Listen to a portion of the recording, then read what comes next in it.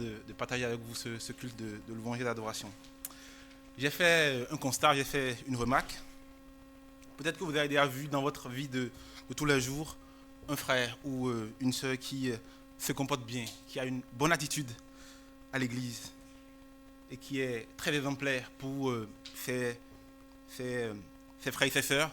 Et pourtant, dans sa vie professionnelle ou sa vie personnelle ou académique, il connaît des échecs. Vous avez déjà peut-être vu un jeune homme qui est très attentif à l'église, qui est obéissant, qui a un cœur humble, mais en amont a peut-être des difficultés à trouver la joie. Vous connaissez peut-être dans l'église des familles qui sont très engagées dans le service à l'église, du père au fils, de la mère à la fille, et pourtant peut-être un soir, un gendarme leur annonce le décès d'un des enfants de la famille dont vous êtes très très attaché. Ou encore vous connaissez peut-être un frère ou une soeur qui a un très bon profil professionnel, mais pourtant dans sa vie professionnelle, il a du mal à trouver un emploi pour avoir une autonomie. Je vous dis toutes ces choses parce qu'on peut bien se demander si Dieu existe, pourquoi est-ce que le mal frappe le chrétien et peut-être pas les méchants. La réponse à cette question est beaucoup plus spirituelle que morale ou éthique. Et dans ces cas que je viens de citer, on peut se dire que ceux qui vivent ces difficultés n'ont rien fait qui mérite systématiquement qu'ils soient frappés de la sorte. Et donc, une question demeure, si Dieu existe vraiment, pourquoi est-ce que le mal frappe le chrétien et apparemment pas les méchants? Je crois avoir trouvé réponse à cette question dans le livre des psaumes, psaume 73, versets 1 à 24. Et je vais lire ce texte dans la version second 21. Si vous y êtes, je lis. Psaume d'Asaph. Oui, Dieu est bon pour Israël, bon pour ceux qui ont le cœur pur. Toutefois, mon pied allait trébucher, mes mains étaient sur le point de glisser, car j'étais jaloux des vantards, en voyant le bien-être des méchants. Rien ne les tourmente jusqu'à leur mort. Et leur corps prend de l'embonpoint. Ils n'ont aucune part aux souffrances humaines. Ils ne sont pas frappés comme le reste des humains. C'est pourquoi ils se parent d'orgueil comme d'un collier et la violence les enveloppe comme un manteau. Leurs yeux sortent dans un visage plein de graisse. Les mauvaises pensées de leur cœur débordent. Ils ricanent et parlent méchamment d'opprimés. Ils profanent, ils profèrent des discours hautains. Leur bouche s'attaque au ciel et leur langue balaie la terre. Voilà pourquoi ton peuple se tourne de leur côté. Ils boivent leurs paroles comme de l'eau et ils disent: comment Dieu pourrait-il savoir? Y a-t-il de la connaissance chez le Très-Haut? Voici comment sont les méchants, toujours tranquilles. Ils augmentent leur richesse. C'est donc pour rien que j'ai purifié mon cœur et que j'ai lavé mes mains en signe d'innocence. Chaque jour, je suis frappé. Tous les matins, je suis repris. Si je disais, je veux parler comme eux, alors je trahirais tes enfants. Quand j'ai réfléchi pour comprendre cela, la difficulté a été grande à mes yeux, jusqu'au moment où je suis entré dans les sanctuaires de l'Éternel, où j'ai prêté attention au sort final du méchant. Oui, tu les places sur un terrain glissant, tu les fais tomber dans la ruine. Et voilà, en un instant, ils sont détruits. Ils ont disparu, anéantis par l'épouvante, comme un rêve qui se dissipe au réveil. Seigneur, à ton réveil, tu repousses leur image. Lorsque mon cœur était aigri et mes mains transpercées, j'étais idiot, je ne comprenais rien. Et maintenant, je suis devant toi comme une bête. Cependant, je suis toujours avec toi et tu m'empoignes la main droite et tu me conduiras dans ton conseil. Prions. Seigneur, maintenant que nous voulons prêter oreille à ta parole, je te prie de nous assister, ouvre nos cœurs, dispose-nous à pouvoir t'écouter. Au nom de Jésus, j'ai prié. Amen. Quelques éléments de contexte. Asaph est un homme qui, pendant le règne du roi David, accompagnait les chants par la cymbale. On peut lire cela dans 1 Chronique 16, verset 5. Donc dans ce psaume d'Asaph, le psaume 73, Asaph nous raconte sa dure expérience de ce qu'il vit, de ce qu'il observe, et ça va le pousser à émettre une hypothèse. Pour lui, il semble que Dieu réserve tourments et difficultés à ceux qui le craignent et ne punit pas les méchants qui lui désobéissent. Nous allons voir dans la suite de ce test comment est-ce que cette première réflexion va donc évoluer. Et une question demeure et reste, c'est si Dieu existe vraiment, pourquoi est-ce que les chrétiens souffrent et apparemment pas les méchants? À cette question, ce texte que nous venons de lire donne plusieurs réponses que je structure en 3 éléments. Le premier, c'est qu'on ressent plus de souffrance dans l'épreuve lorsqu'on porte ses regards sur les richesses que les méchants possèdent. Deuxième élément, le sort final du méchant n'est pas désirable pour un chrétien. Et le troisième élément, au bout de l'épreuve, la gloire de Dieu nous attend. Et donc, comme thématique pour ce test, je propose « N'envie pas le méchant, persévère, car Dieu prépare ta gloire ». Premier élément, grande est la souffrance lorsqu'on porte nos regards sur les difficultés, sur les richesses de cette terre que possèdent les méchants. Dans ce test, dans ce psaume 73, Asaph est dans un premier temps observateur, puis ensuite il deviendra acteur. Dans les versets 3 à 14, on remarque que Asaph est tenté par les richesses des méchants qu'il remarque, qu'il observe, qu'il côtoie jour après jour. Je relis le verset 3.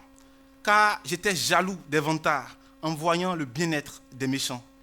Le sentiment de jalousie évoqué dans le verset 3 emporte Asaph dans un moment de questionnement, dans un moment de remise en cause.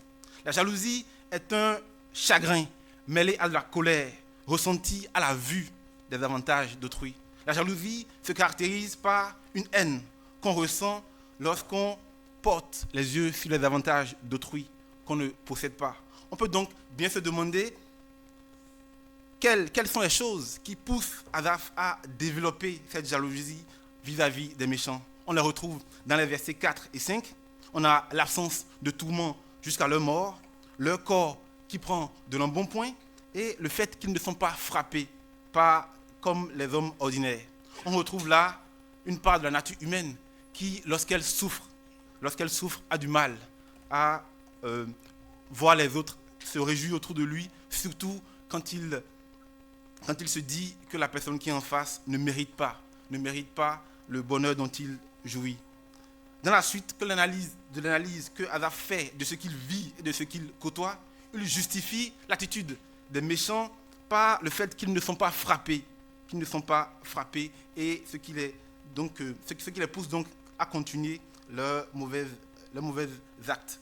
On peut donc se laisser aller et se dire, mais pourquoi est-ce que Dieu ne frappe-t-il pas les méchants?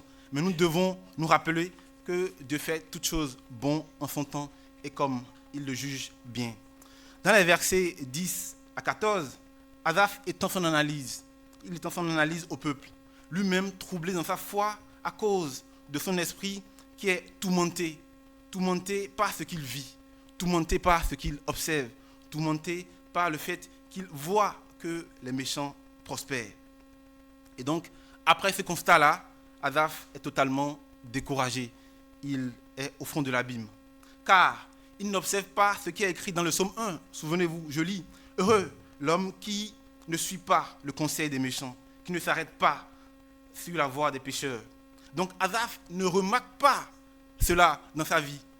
Il n'arrive pas à s'expliquer ce décalage entre ce qu'il espère en se purifiant devant l'Éternel et ce qu'il voit et ce qu'il vit. Il y a donc une réelle tension entre ce qu'il espère, ce qu'il attend et ce qu'il vit, ce qu'il observe autour de lui. Et cela donc amène Asaph, avec son cœur d'humain, à réagir, à s'interroger, à s'exclamer. Et donc, on verra donc qu'il dit dans les versets 13 à 15, « C'est donc pour rien que j'ai purifié mon cœur, que j'ai lavé mes mains en signe d'innocence. Chaque jour, je suis frappé, tous les matins, je suis repris. » Ces versets me rappellent une histoire qui m'avait été racontée avec les moines de l'église catholique. Ces moines avaient des plantations de toutes sortes, des bananiers, des orangers et bien d'autres. Et à chaque saison de la récolte, il y avait des gens qui escaladaient la clôture et qui venaient se servir. Ils venaient récolter ce qu'ils n'ont pas semé. Et à un moment donné, il y a une sœur de l'équipe des moines qui a écrit sur une ardoise « Dieu te voit » et l'a accroché à l'endroit de la clôture par lequel ils escaladaient. Et donc, ils repassaient une autre fois pour commettre leur forfait. Et il y a un parmi ces voleurs-là qui a retenu l'ardoise et qui a écrit « Mais il ne dit rien ». Il a écrit « Mais il ne dit rien ». Je me suis demandé pendant longtemps comment est-ce qu'on peut répondre à ce genre de provocation. Il dit que Dieu ne dit rien face au péché. Je me suis dit, il ne dit rien peut-être pour l'instant, mais tout péché a des conséquences. Et donc, j'imagine Asaph dire à ces méchants, Dieu te voit, et que peut-être qu'eux, ils lui disent, mais il ne dit rien. Et quand on regarde dans le verset 11, ils vont plus loin. Ils disent, comment Dieu pouvait-il savoir? Y a-t-il de la connaissance chez le Très-Haut? Et peut-être que tout ça pousse Asaph dans un découragement. Et peut-être que Asaph se dit, pourquoi ne pas faire comme eux? Chers frères et sœurs, nous sommes dans un monde où beaucoup de choses peuvent nous choquer, beaucoup de choses peuvent nous heurter. Mais nous devons avoir nos yeux tournés vers notre modèle qui est parfait, qui est donc Dieu, qui est donc Jésus, qui est venu sur terre pour nous apprendre à vivre comme le veut le Père. Remarquons que la frustration d'Asaph qui le pousse à dire dans le verset 13, c'est donc pour rien que j'ai purifié mon cœur, que j'ai lavé mes mains en signe d'innocence. Cette frustration ne repose que sur des choses périssables. C'est vrai, sur terre, elles sont peut-être utiles pour la vie, mais elles ne doivent pas prendre la première place. On peut citer quelques-unes de ces choses-là. On a la bonne condition physique qu'ont les méchants, qu'il dit dans le verset 4. On a l'absence de souffrance qui est liée au corps. On a aussi la richesse. La richesse et l'opulence, l'abondance qu'ils ont, par lequel ils se parent. Et donc, tous ces éléments-là poussent donc Asaph à montrer son mécontentement. Mais ces éléments périront devant le jugement du Seigneur. Et c'est cela que l'apôtre Paul partage avec Timothée, qui est l'un de ses frères et collaborateurs en Christ, dans 1 Timothée 6, versets 10 et 11. L'amour de l'argent est en effet la racine de tous les maux. En s'y livrant, certains se sont égarés, loin de la foi, et se sont infligés eux-mêmes bien de tourments. Quant à toi, homme de Dieu, fuis ces choses, cherche la justice, la piété, l'amour, la persévérance et la douceur. Je crois que ce message de Paul s'adresse à nous tous, mais en particulier à ceux qui se trouvent actuellement, ceux qui traversent des moments difficiles et qui ont beaucoup de doutes. Nous devons plutôt porter nos regards sur les privilèges que Dieu nous offre, sur les privilèges que nous avons en Jésus, notamment le fait qu'on peut s'appuyer sur lui, le roc, et nous libérer sur lui de tous nos fardeaux. Le fait qu'on a le Saint-Esprit qui est notre consolateur, et surtout la certitude que Dieu fait concourir toutes choses au bien de ceux qu'il aime. Deuxième point, le sort final du méchant n'est pas désirable pour un chrétien. À ce niveau du passage, Asaph devient acteur. Il devient acteur du récit. Et il veut donc comprendre. Il veut comprendre ce qu'il observe, ce qu'il voit. Il dit dans les versets 16 et 17, « Quand j'ai réfléchi pour comprendre cela, la difficulté a été grande à mes yeux. Jusqu'au moment où je suis entré dans les sanctuaires de Dieu, où j'ai prêté attention au sort final du méchant. » Notez que le sanctuaire était un endroit consacré à Dieu, où l'on pouvait se réfugier en cas de danger physique ou spirituel. Il désigne avant tout le tabernacle qui abrite les tables de la loi, donc la demeure de Dieu. Plus tard, il sera le temple que David construira à l'Éternel par le bien de son fils Salomon. Et le sanctuaire est aujourd'hui pour nous l'assemblée du Christ, c'est-à-dire nous tous. Le sanctuaire est aussi notre corps où doit habiter le Saint-Esprit. Mais c'est surtout notre relation avec Dieu. C'est notre culte personnel où la parole de Dieu, les Écritures prennent toute la place. la Bible, qui contient toute la vérité, tel qu'il est écrit dans 2 Timothée 3, verset 16. Toute l'écriture est inspirée de Dieu et utile pour enseigner, pour convaincre, pour corriger, pour instruire dans la justice. Et donc, c'est dans le sanctuaire et seulement là que Asaph vient dans la présence du Seigneur. C'est là qu'il reçoit une révélation. C'est là que l'écaille lui tombe des yeux et il prête attention au sort final des méchants. Et c'est là qu'il trouve réponse à ces questions. Nous avons là une preuve de la foi d'Asaph, parce que après l'hésitation, après l'incertitude, après le désespoir, après le doute, Asaph se base sur ce qu'il y a de vrai, de constant, d'invariant, de certain dans sa vie, dans son cœur, sa foi en Dieu, qui l'amène à retourner à Dieu, à retourner au temple, à retourner au sanctuaire pour prêter oreille, pour réfléchir et reconstruire toute son analyse par le filtre de la parole de Dieu dans la méditation et la prière. Si aujourd'hui tu doutes de la présence de Dieu dans ta vie à cause des échecs et des difficultés qui s'accumulent, je t'invite à faire comme Asaph, à revenir au temple et à réfléchir et reconstruire toute ton analyse par le filtre de la parole de Dieu dans la méditation et la prière. Si ce matin tu souffres encore parce que tu as perdu un être cher ou un être aimé et que tu doutes de la justice de Dieu, je t'invite à revenir au sanctuaire, tout comme Asaph, et à réfléchir et à reconstruire l'analyse de ce que tu vis, de ce qui t'entoure, par la parole de Dieu, dans la méditation et la prière. Si aujourd'hui, tu as peut-être du mal avec l'éducation de tes enfants ou avec d'autres choses, ou que tu ne vois pas le fruit de tes efforts, je t'invite à revenir dans le temple, comme Asaph, à te tourner vers l'Éternel. Parce que c'est dans le sanctuaire, c'est là que Asaph a retrouvé la lumière.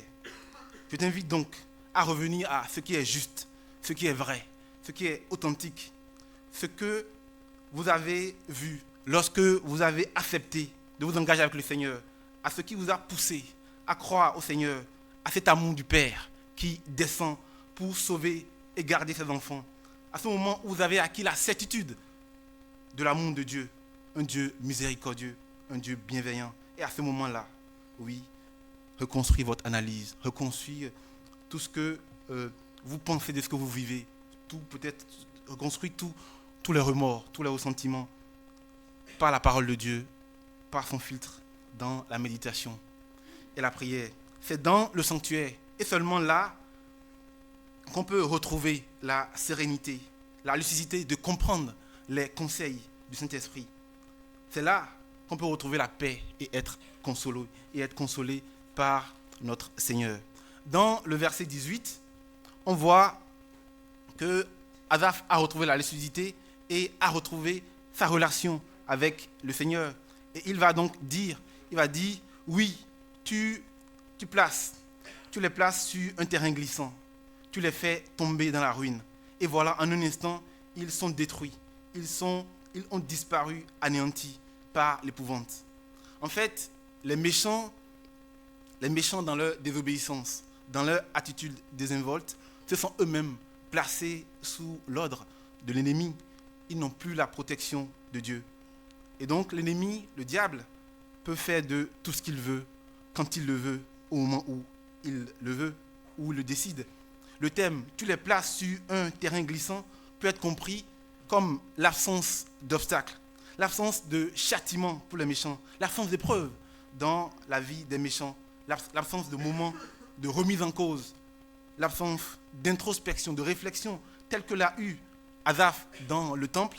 L'absence de ces moments-là, en fait, livre les méchants à leur sort. Il les laisse glisser peu à peu et tomber dans la chute. L'absence des moments donc de difficulté et d'affliction dans la vie des méchants n'est peut-être pas quelque chose à désirer pour nous, car c'est dans ces moments-là qu'on peut revenir à Dieu. C'est dans ces moments-là qu'on peut revenir au temple. C'est dans ces moments-là qu'on peut se rapprocher de l'Éternel. Et donc, Les méchants qui ne connaissent pas ces moments d'affliction, en fait, ils creusent leur chute. Ils se contentent juste de satisfaire leurs désirs terrestres. Et cela les conduit inévitablement à la chute et donc à leur perdition. Et malheureusement, tel est le sort de ceux qui aiment le péché, ceux qui prennent plaisir dans le péché et ne veulent pas s'en détourner. Troisième point, au bout de l'épreuve se trouve la gloire de l'Éternel qui attend le chrétien. La méditation d'Asaph continue son œuvre jusque dans le sanctuaire. Et là, il peut dire dans les versets 22 à 23, « J'étais idiot et je ne comprenais rien. J'étais devant toi comme une bête. Cependant, je suis toujours avec toi. Tu m'empoignes la main droite. » Il comprend de mieux en mieux les choses. Asaph comprend les choses. Car une vie éprouvée en Christ vaut mieux que les richesses du méchant qui périront devant le jugement de l'Éternel. Et donc, les difficultés, les moments de doute et les questionnements sont pour nous comme un examen. Souvenez-vous, pendant l'examen en classe, le professeur, il est là. Il accompagne ses élèves. Il les surveille.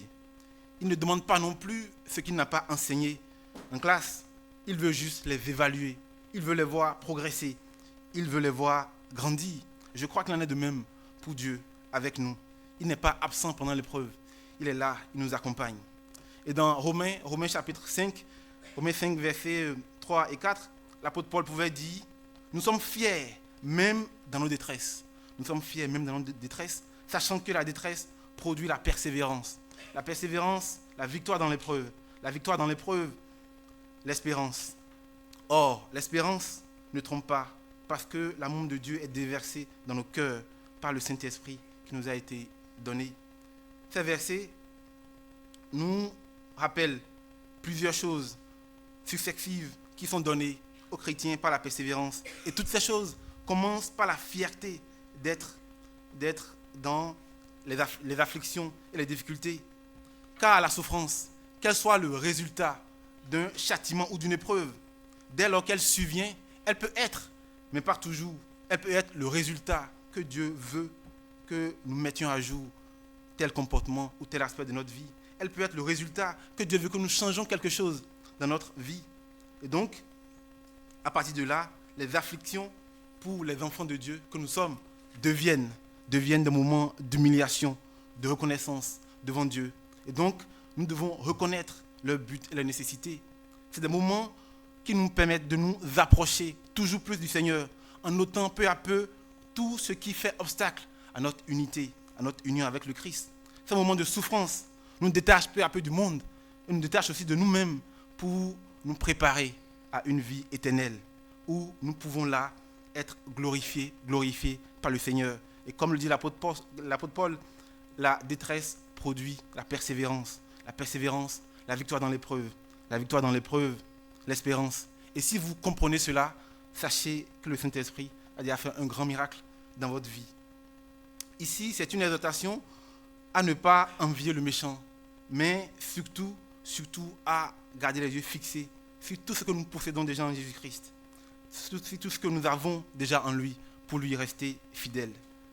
Pour conclure, retenons que la souffrance et les difficultés que nous subissons ont pour objectif de nous amener à la perfection pour une relation éternelle avec Dieu.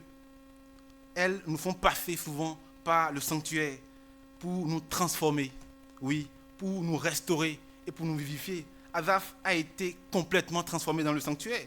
Il a été totalement vivifié quand il est entré dans le sanctuaire, au point de dire dans les versets 25 et 6, « Qui d'autre ai-je au ciel et sur la terre? Je ne prends plaisir qu'en toi. Mon corps et mon cœur peuvent s'épuiser. » Asaph dit, « Mon corps et mon cœur peuvent s'épuiser. Dieu sera toujours le rocher de mon cœur et ma bonne part. Pour moi, mon bonheur, c'est de m'approcher de Dieu. » Et là, on voit que Asaph, il n'est plus jaloux des vantards et des richesses qu'il voit posséder les méchants. Il dit, pour moi, mon bonheur, c'est de m'approcher de Dieu. Pour Asaph, pour lui, après son séjour dans le temple, pour lui, le bonheur, ce n'est plus la quiétude qu'on a dans les richesses terrestres, c'est de s'approcher de Dieu. Pour Asaph, le bonheur n'est plus dans la bonne condition physique qu'il voit posséder les méchants, mais c'est d'être dans la présence de Dieu. Pour Asaph, le bonheur, ce n'est plus dans la prospérité, la richesse, l'opulence. Son bonheur, c'est de revenir autant que possible au temple pour être dans la présence du Seigneur. Chers frères et sœurs, nous ne devons plus avoir peur des difficultés ou des afflictions, mais nous devons les traverser avec persévérance. Avec persévérance, comptant sur la présence de Dieu à nos côtés pour nous accompagner, pour nous conduire. Et c'est à cela que nous exhorte ce passage. Nous devons persévérer pour pouvoir grandir avec le Seigneur et être préparés pour une vie éternelle avec lui. Prions ensemble. Seigneur, merci pour ta grâce. Seigneur, ce matin, tu nous enseignes à porter un autre regard sur nos difficultés, sur nos afflictions, sur nos moments de doute et de tourment, Seigneur. Aussi difficile que soit cette phrase que je viens de prononcer, aide-nous. Que ton esprit nous aide à pouvoir, oui, Seigneur, vivre les difficultés pour grandir, pour croître, pour devenir des hommes transformés à ton service. Aide-nous, assiste-nous, nous disons j'ai prié. Amen.